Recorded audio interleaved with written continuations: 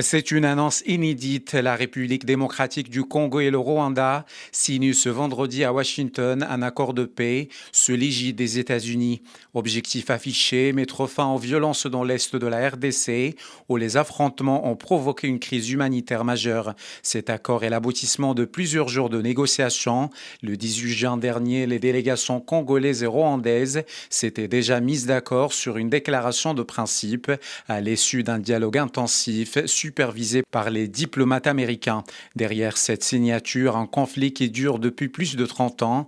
L'Est du Congo, riche en ressources minières, reste une zone instable où le groupe rebelle M23, soutenu selon l'ONU par le Rwanda, a pris le contrôle de vastes territoires ces derniers mois. Malgré les appels au retrait, les violences se sont multipliées jusqu'à l'intervention diplomatique américaine et qatari. Pour les États-Unis, cette médiation est aussi une opportunité stratégique. Washington veut garantir un accès sécurisé aux minerais critiques de la région, comme le cobalt et le coltan, essentiels aux industries technologiques. Les grandes lignes de l'accord comportent plusieurs volets. Un volet sécuritaire avec le retrait préalable des troupes rwandaises de RDC, cessez-le-feu global vérifié par un mécanisme conjoint de sécurité adossé à l'ONU et engagement mutuel à ne plus se tenir de groupes armés. Politique avec le désarmement progressif et intégration conditionnelle du M23 dans un dialogue national congolais.